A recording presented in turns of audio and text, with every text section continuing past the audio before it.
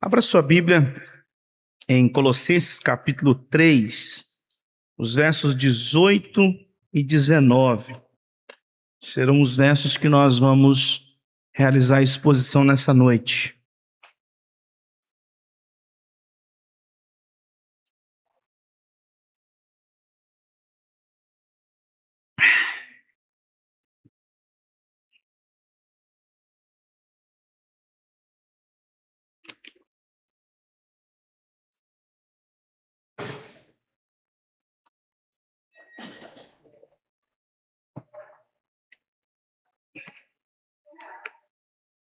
Colossenses capítulo 3, os versos 18 e 19.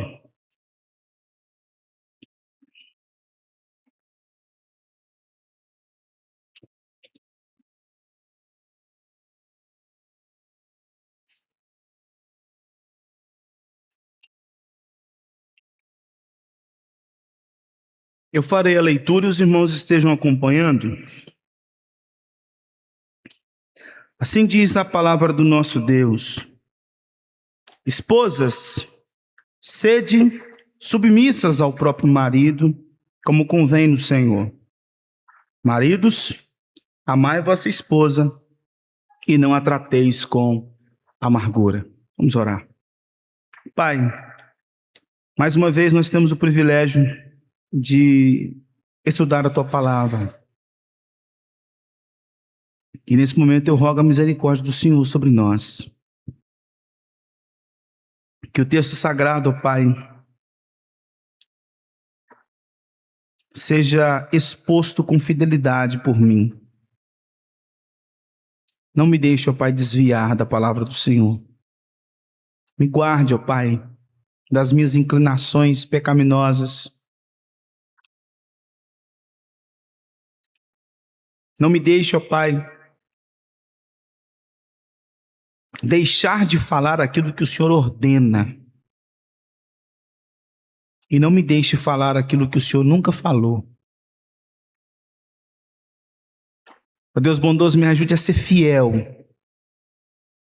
Que o teu nome seja honrado, que o objetivo desse sermão seja honrar o Senhor. E assim, ó Pai, que o Senhor possa edificar a tua igreja.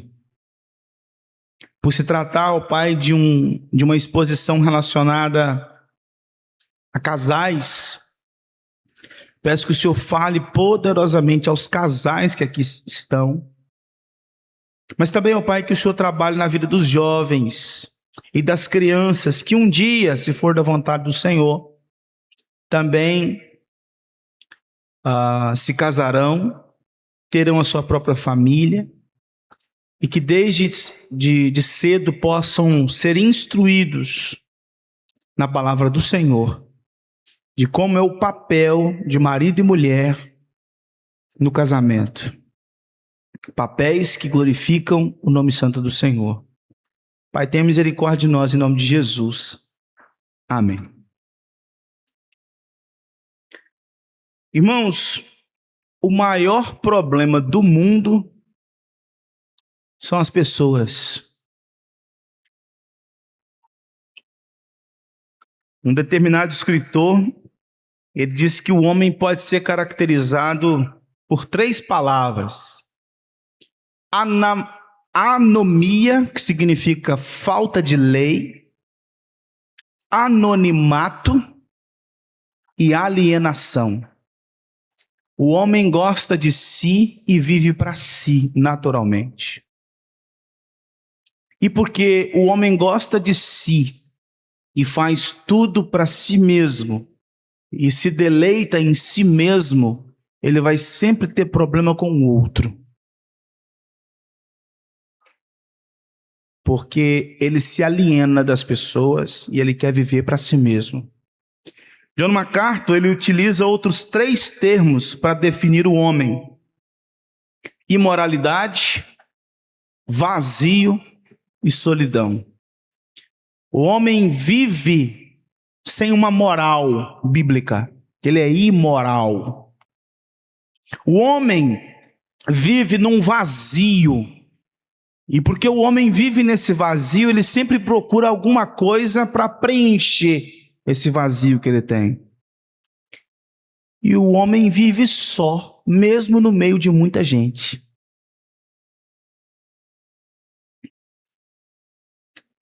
As pessoas estão rodeadas de gente, mas elas vivem para si mesmas. O cristianismo, ele é uma religião relacional. O oposto de tudo isso. No cristianismo, o homem não é sem lei. No cristianismo, o homem ele não está num vazio, vivendo uma espécie de crise existencial. No cristianismo, o homem pensa, age de um jeito diferente. E é por isso que John MacArthur ele disse que o homem, uma vez redimido, ele agora possui um padrão. Ele tem um padrão de vida. Segundo, ele tem uma identidade. Terceiro, ele tem uma família. Agora, antes do culto, nós estávamos conversando ali, eu, Edna, Dona Maria, e a gente comentando sobre as crianças. Que as crianças no ambiente eclesiástico, todo mundo que tem ali a faixa de 20 anos até os seus 50, é tudo tio. Passou dos 50, é tudo vô. E os mais novos são uma espécie de irmãos e primos. E a gente vive nisso, nessa família. A gente percebe que a igreja ela é um ambiente familiar, relacional, onde nós chamamos de vó, quem no de sangue realmente não é nossa avó, mas é vó, porque há um carinho da parte de quem chama e há um carinho da parte de quem recebe. E acaba que nós somos filhos de muitas famílias, nós somos netos de muitas avós, e nós temos mais irmãos do que aqueles irmãos lá da nossa casa. Porque o cristianismo é essa religião relacional. Deus nos convoca para sermos um povo, uma família. O cristianismo, então, é uma vida pautada no padrão que vem de Deus, na identidade que nós temos em Cristo, e vivida em família, que é o povo da fé. O cristianismo é viver segundo Cristo. O cristianismo é um estilo de vida que afeta a nossa maneira de pensar, a nossa maneira de falar e a nossa maneira de agir. Então nós temos uma mentalidade diferente. Nós aprendemos nessa carta aos Colossenses que nós morremos e ressurgimos com Cristo e agora nós temos uma nova vida. E essa nova vida, ela vai interferir em todas as áreas da vida. Uma vez que eu nasci de novo, eu morri com Cristo e eu ressuscitei com Cristo e eu tenho uma nova vida, tudo vai mudar. A maneira como eu lido com o dinheiro muda. A maneira como eu lido com as pessoas muda. A maneira como eu enxergo o trabalho muda. A maneira como eu vejo sexualidade muda. A maneira como eu vejo sucesso muda. Tudo muda. E nós aprendemos nas exposições até agora que Jesus, ele é suficiente para nós. Nada pode ser somado à obra de Cristo para nos dar significado de vida, para alimentar o nosso coração, para edificar a nossa jornada. Nós vimos que Jesus é suficiente para salvação, para santificação e para glorificação. Então, nós vimos até agora que Jesus ele possui supremacia sobre todas as coisas. E é por isso que no capítulo 3, o apóstolo Paulo começa, nos primeiros versículos, declarando que nós devemos pensar e buscar nas coisas lá do alto, onde Cristo vive, porque lá está a nossa vida. Olhamos para o alto, não para cá. Ele nos arrancou desse mundo mal, agora nós olhamos para lá. O nosso significado de existência está lá. A nossa identidade está em Cristo. O nosso padrão de vida está em Cristo. O nosso estilo de vida está em Cristo. Então, pense e busque nas coisas do alto. E é por isso que o apóstolo Paulo, no decorrer do capítulo, até agora, vem dizendo que é necessário mortificar a carne e cultivar as virtudes de Cristo. Lá em Efésios capítulo 5, verso 18, o apóstolo Paulo diz que os crentes devem ser cheios do Espírito Santo. E aí Paulo lá em Efésios, ele apresenta o fato de que aqueles que são cheios do Espírito Santo demonstram esse enchimento do Espírito na relação conjugal, na relação familiar, no trabalho e na vida como um todo. Aqueles que são cheios do Espírito possuem uma vida grata, aqueles que são cheios do Espírito são habitados pela palavra, e aqueles que são cheios do Espírito se sujeitam uns aos outros. Agora nessa carta, Paulo diz algo semelhante, mas ele não diz cheio do Espírito, ele agora fala cheio da palavra. O verso 16 da exposição anterior, nós lemos: habite ricamente em vós a palavra de Cristo. Instruí-vos e aconselhai-vos mutuamente em toda a sabedoria, louvando a Deus com salmos, hinos e cânticos espirituais, com gratidão em vosso coração. Ou seja, crentes devem ser cheios da palavra. E crentes cheios da palavra, conforme o verso 17, farão tudo de acordo com a palavra. E tudo que fizerdes, seja em palavra, seja em ação, fazei-o em nome do Senhor Jesus, dando por ele graças a Deus Pai. Então, o que Paulo vem dizendo para nós aqui até agora é: mortifique a carne e cultive as virtudes de Cristo. Cultivando as virtudes de Cristo, vocês estarão cheios da palavra. E nesse contexto de sermos cheios da palavra, o apóstolo então começa no versículo 18, falando sobre o relacionamento conjugal. O enchimento da palavra vai refletir no casamento. E tudo o que fizerdes, verso 18, no casamento, mortifique a carne no casamento e cultive as virtudes do Espírito, cultive as virtudes de Cristo no casamento. Eu acho interessante porque nós temos a tendência de nos disfarçarmos no meio das pessoas. Mas não existe um lugar onde as pessoas nos conhecem melhor do que dentro da nossa própria casa. Você pode se passar como uma mulher completamente equilibrada e sóbria, mas o seu marido sabe muito bem que você está muito aquém de ser essa mulher sóbria que as pessoas acham que você é. Talvez as pessoas olham para você e acham que você é um marido exemplar, um homem diferente dos demais, que sabe amar a esposa e cuidar dos filhos. Mas a sua esposa sabe muito bem que você está muito aquém do que as pessoas pensam a respeito de você. Então Paulo começa agora falando do íntimo. Mortifique a carne dentro de casa e cultive as virtudes do Espírito, as virtudes de Cristo dentro de casa, para que isso possa se estender no ambiente familiar, eclesiástico e social.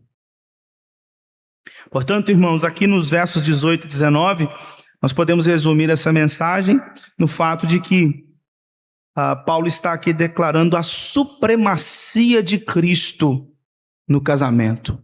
Cristo é supremo, ele governa o casamento. E, portanto, marido e mulher devem viver de acordo com o senhorio de Cristo. Marido não é marido conforme os seus ditames, ou conforme aquilo que ele aprendeu com seu pai, com seu avô, com a sociedade. Ele é marido conforme aquilo que Cristo exige que ele seja. A mulher não é esposa de acordo com o que ela aprendeu com a mãe, com a avó ou com a sociedade. Ela é esposa de acordo com a ordem de Cristo para ela. E nós aprendemos com Cristo esse padrão ético, esse código ético do casamento. Segundo Colossenses capítulo 3, verso 17, nós vemos aqui que Jesus, ele tanto é o modelo quanto o poder para que os casais vivam esse casamento de acordo com a palavra de Deus. Porque aqui no verso 17 diz que fazei-o em nome do Senhor. Fazei-o em nome do Senhor. Então, casais hão de viver o casamento conforme o modelo de Cristo, mas casais vão viver a vida conjugal no poder de Cristo. Quando você ora, por exemplo, quando você termina a oração e diz em nome de Jesus, amém, você não está simplesmente decorando uma frase e entregando para Deus. Você está dizendo que aquela oração que você a fez confiado no poder de Cristo. Então, fazei-o em nome de Jesus viva a vida do lar, seguindo o modelo de Cristo e no poder de Cristo. À luz das Escrituras, irmãos, eu falei isso aqui, se eu não me engano, no último sermão. Deus não exige de nós o que nós não podemos fazer. Sabe por quê? Porque Ele nos capacitou para isso.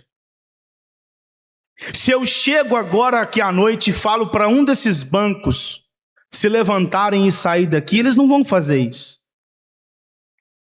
Eles não são vivos. É um material, é um objeto, não tem vida.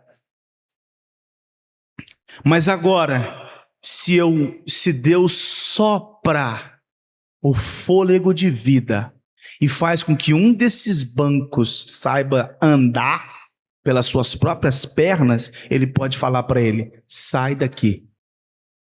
E é isso que acontece comigo e com você.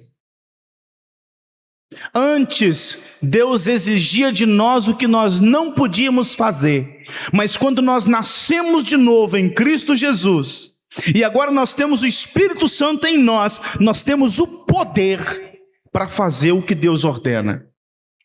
E é por isso que agora, mulheres cheias da palavra podem se submeter ao marido. Homens cheios da palavra podem amar a sua esposa, porque eles conseguem fazer isso seguindo o modelo de Cristo e no poder que vem de Cristo para isso. É muito comum em nossos dias, nós temos aquela ideia do casamento perfeito, ou até daquela música lá do Fábio Júnior, Alma Gêmea, a busca pela alma gêmea. Nós romantizamos algo que não existe. Não existe alma gêmea. Não existem duas pessoas que elas se encaixam perfeitamente. E às vezes hoje nós estamos vivendo um tempo onde existem vários divórcios, exatamente por isso. Porque a pessoa ela acha que o seu cônjuge não é o encaixe perfeito, e ela precisa buscar o encaixe perfeito. E aí quando ela acha o encaixe perfeito, ela diz, hoje eu encontrei a minha alma gêmea. Não existe. Isso é romantismo hollywoodiano. Não existe alma gêmea. Existem dois miseráveis pecadores com problemas da cabeça aos pés que decidem viver juntos. Essa é a verdade. E essa é a graça, e não graça de risada, mas é a graça do casamento. É onde Deus, por intermédio do Espírito Santo, vai moldando esses dois que nunca se encaixam, para que no decorrer do casamento eles vão se encaixando, porque isso é uma obra do Evangelho, e não porque nasceram um para o outro. É o Evangelho que os torna cada vez mais próximos.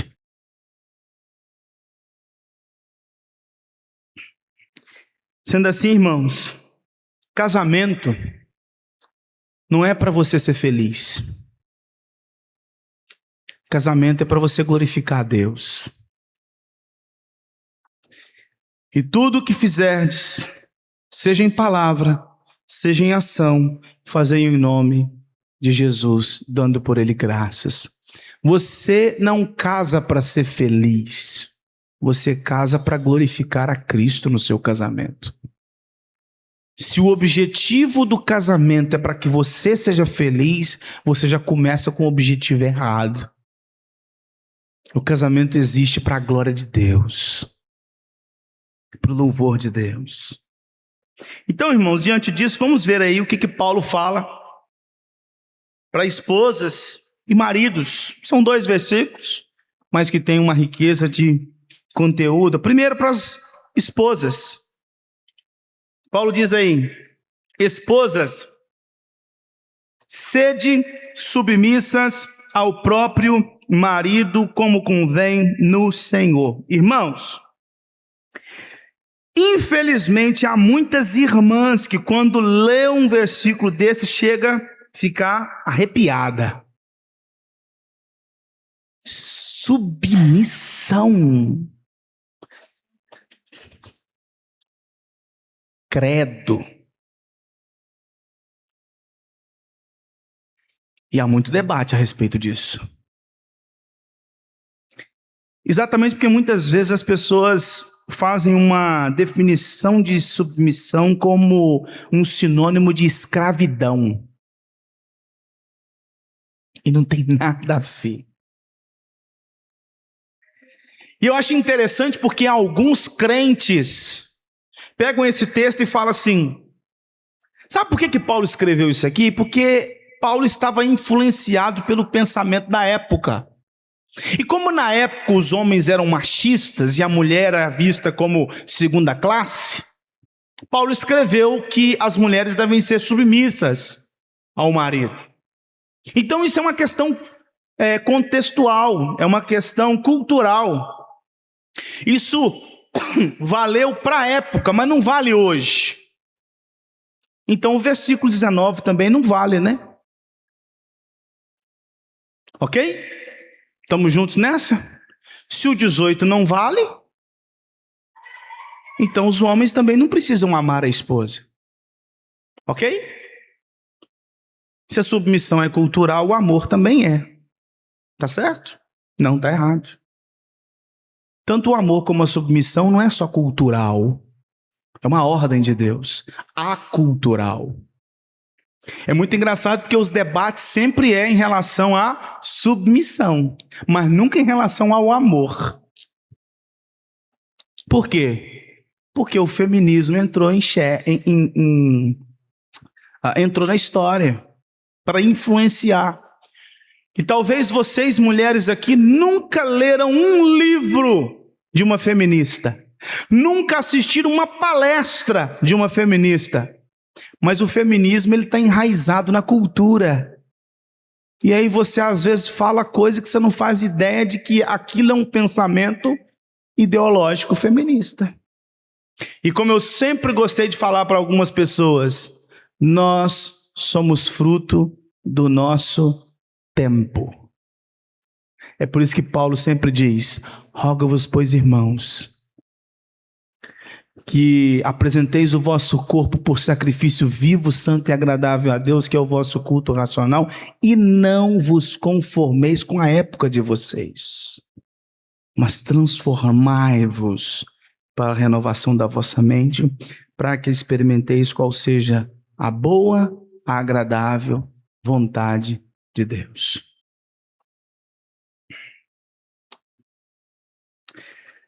É bem verdade, irmãos, que naquele período a mulher era extremamente desprezada. Inclusive havia uma oração praticada por alguns rabinos, onde ele agradecia a Deus porque ele não nasceu mulher. Porque na época a mulher era extremamente desprezada. Só que o cristianismo ele veio para quebrar isso, quebrar o machismo, que tornava a mulher um objeto. Jesus, por exemplo, tratou as mulheres com dignidade. Jesus se sentou para conversar com uma mulher samaritana, onde era completamente incorreto, segundo a cultura daquele tempo, um homem ficar conversando com uma mulher na beira do caminho. E Jesus sentou com aquela mulher e conversou com ela. E nós temos um dos textos mais lindos da Escritura, que é João capítulo 4, quando ele diz para aquela mulher: os verdadeiros adoradores adorarão ao Pai em espírito e em verdade. Isso ele falou para uma mulher na beira do caminho. As primeiras testemunhas da ressurreição de Cristo foram mulheres.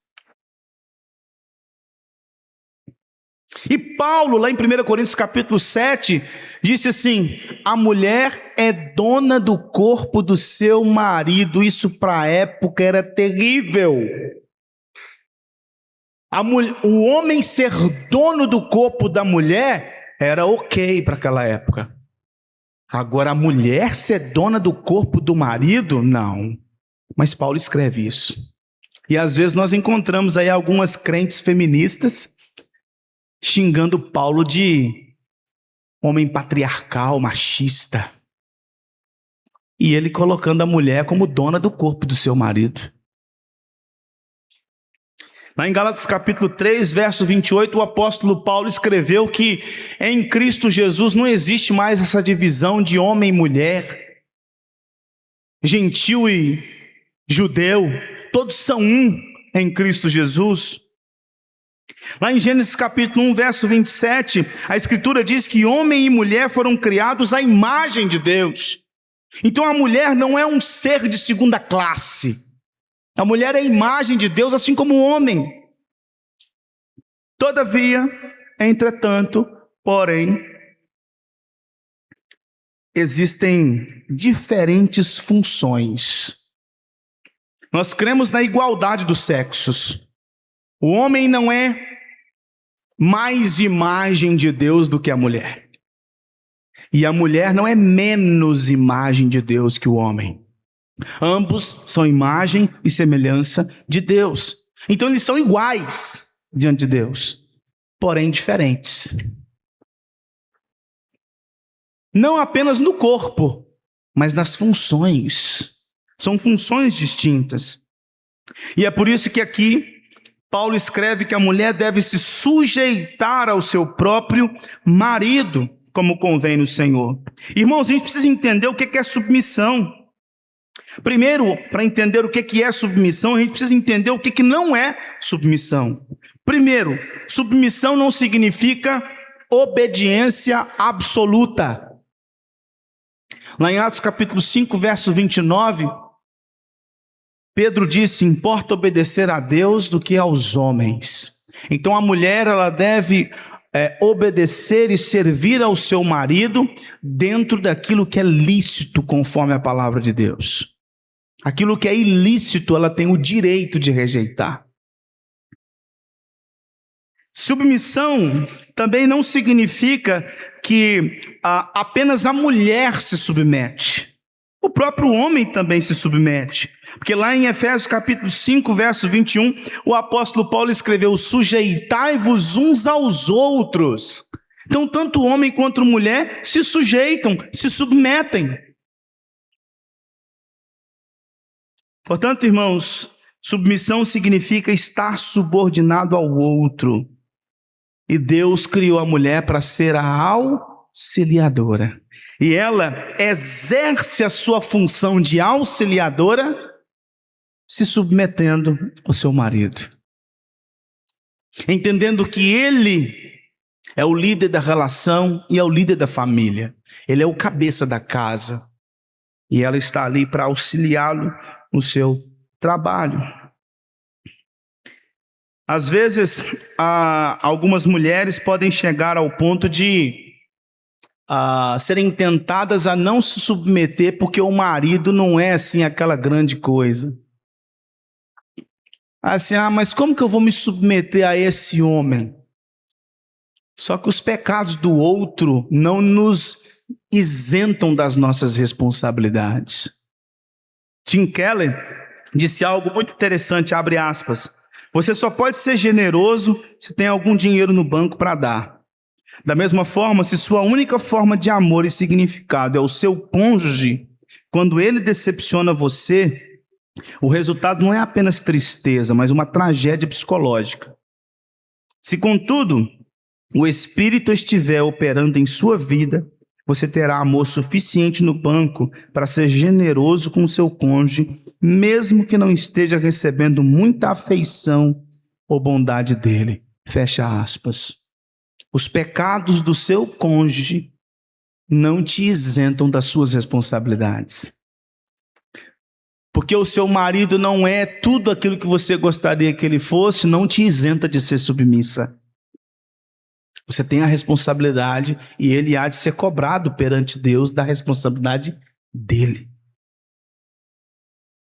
E aqui, sejam submissas como convém ao Senhor, significa sejam submissas de acordo com aquilo que é conveniente no Senhor, com aquilo que está ordenado pelo Senhor. Ou seja, sejam submissas como Deus em Cristo as ordena a serem. É muito interessante, irmãos, que a mulher ela não se tornou submissa depois da queda, ela sempre foi criada para ser submissa. Antes da queda, Gênesis capítulo 2, verso 24, diz que Deus formou a mulher para ser auxiliadora. Depois da queda, Deus diz para a mulher, você vai querer tomar frente das coisas.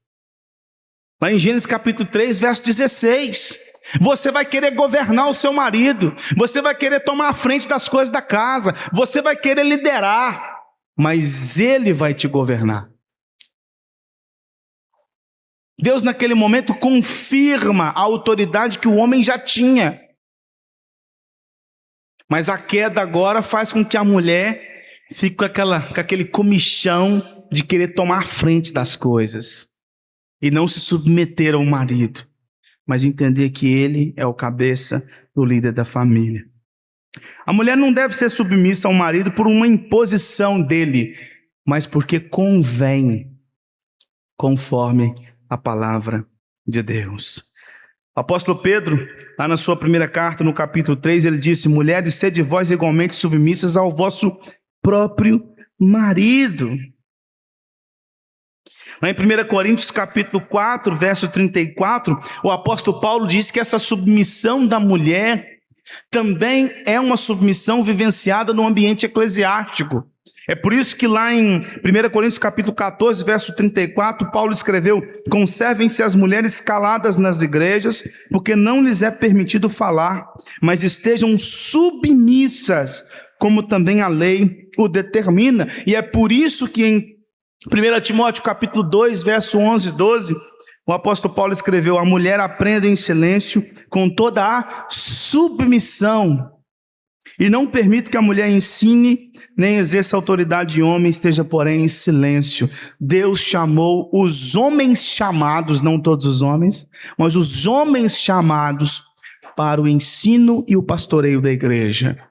E as mulheres devem estar numa posição de submissão. E é por isso que o Supremo Concílio, há 2 semanas atrás, confirmou uma decisão lá de 2022, que na verdade era uma decisão antiga na igreja, mas tinha sido mexida em 2018, confirmando que no culto, homens vocacionados são responsáveis por pregar a palavra de Deus. Agora vamos para o verso 19. Maridos, amai vossa esposa e não a trateis com amargura. Como nós já falamos, homem e mulher são iguais em essência, mas distintos em funções. Ambos são imagem e semelhança de Deus. Isso não muda. É igualdade. Homem e mulher são iguais diante de Deus. O homem nunca pode se sentir superior, mas existe por isso que existe uma interdependência entre homem e mulher. E eu acho bonito que Paulo escreve em 1 Coríntios capítulo 11, verso 11 e 12, que ele diz assim, no Senhor, todavia, nem a mulher é independente do homem, nem o homem é independente da mulher. Porque como provém a mulher do homem, assim também o homem é nascido da mulher, e tudo vem de Deus. O homem, para nascer, precisa do útero da mulher. A mulher, para nascer, precisa do sêmen do homem.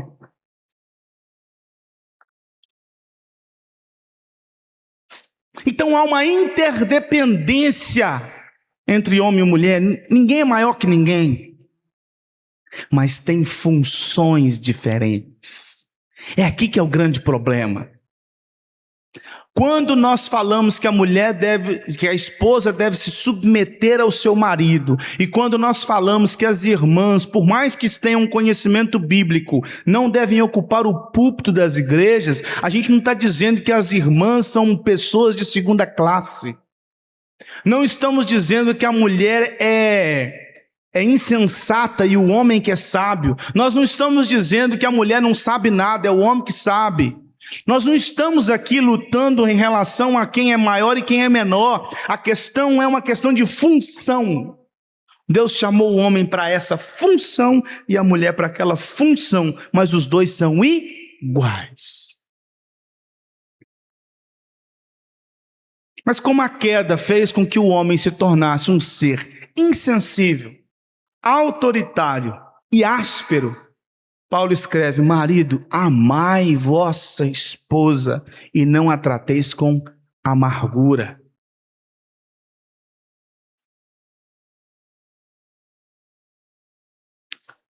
Deixa eu te fazer uma pergunta. Só o marido tem que amar? A mulher não tem que amar, não?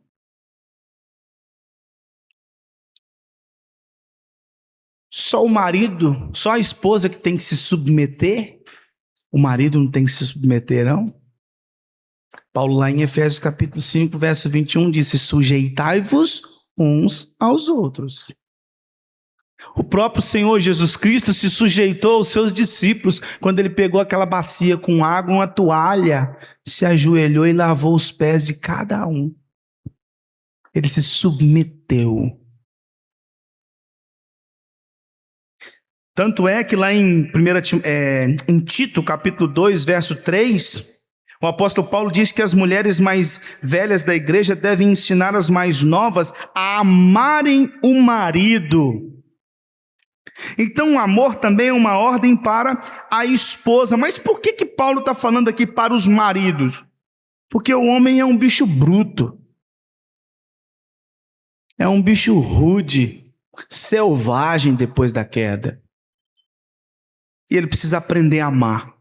E olha só que beleza do casamento cristão. No casamento cristão, o homem está sendo usado por Deus para mostrar amor e ensinar amor à sua esposa, enquanto a esposa está sendo usada por Deus para mostrar submissão e ensinar submissão ao seu marido. De maneira que a esposa, olhando para o marido, ela é ensinada e é dirigida em amor, e o marido, quando olha para a esposa, ele aprende o que é submissão e entende a importância do serviço. E é um ajudando o outro, cada um na sua esfera, cada um de acordo com a sua função.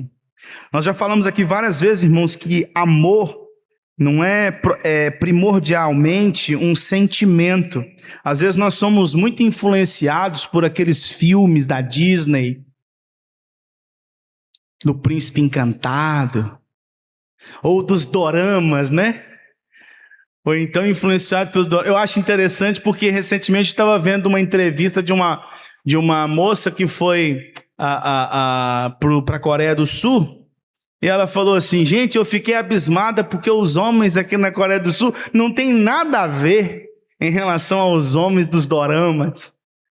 Os homens dos doramas são aqueles que abrem o guarda-chuva na hora que começa a chover. É aquele que joga a capa para a mulher atravessar. É aquele que joga flores quando ela está passando e tal. E a gente tem essa ideia de que marido amar a esposa é o marido que está todo dia comprando flores no mercado. É o marido que quando a mulher vai atravessar a rua, ele se joga no chão e ela passa nas costas dele. De que na hora que vai entrar no carro, ele tem que abrir a porta do carro. E aquela coisa toda. A gente aprende essas coisas. Só que amor é atitude de serviço, proteção, cuidado. É isso que é amor. Por isso que o John MacArthur disse: não adianta chamar sua esposa de querida e tratá-la com aspereza. O querida perde o seu significado. É minha querida, mas está xingando a mulher de tudo quanto é nome. Minha querida, você é isso, isso, isso, isso. Minha querida deixou o seu uso. Amor é sacrifício, é morrer para os seus próprios prazeres, para que Cristo apareça em você e assim você tenha condições de servir a sua esposa.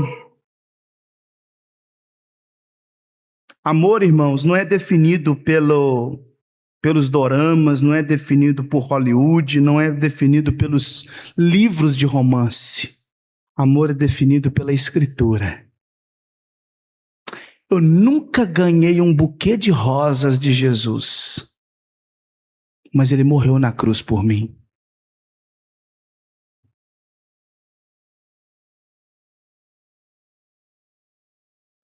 Jesus nunca me acordou de manhã falando baixinho no meu ouvido: eu te amo. Mas Ele me deu o seu Espírito que me ensina todos os dias a viver como Ele. Isso é amor. Só que a gente está tão confuso com as definições de amor que existem que a gente não entende o que de fato é amor. A Bíblia diz que Deus amou ao mundo de tal maneira que deu o seu Filho. Jesus disse que quem tem maior amor do que este de dar a vida em favor dos seus amigos? Então amor é o quê? Entrega, serviço. Serviço. Então homens são chamados a não serem autoritários, ásperos, rudes, selvagens. O homem que grita dentro de casa. O homem que fala mais alto, o macho alfa. O homem é chamado a exercer amor, a cuidar, servir, orientar, ensinar e às vezes exortar, porque exortar também faz parte de amor. Deus nos ama quando Ele nos corrige, não é isso que nós lemos lá em Hebreus capítulo 12? Porque Deus ama os seus filhos, Ele os corrige. Então, às vezes, quando o marido corrige a esposa, ele não está sendo um homem rude, ele está amando a sua esposa, ele está corrigindo ela, ele está exortando, porque ele foi chamado para ser o pastor da sua casa. E é por isso que Pedro, na verdade, em 1 Pedro capítulo 3, verso 7, disse: homens, tratai a sua esposa com dignidade. O Heber Campos, comentando o verso 19, que fala: e não a trateis com amargura, ele disse que às vezes muitos maridos ficam frustrados, porque a esposa não responde ou não corresponde àquilo que ele gostaria, e aí ele trata ela com aspereza. Assim como a mulher, às vezes, ela não quer se submeter ao marido, porque o marido não é aquilo que ela gostaria que ele fosse.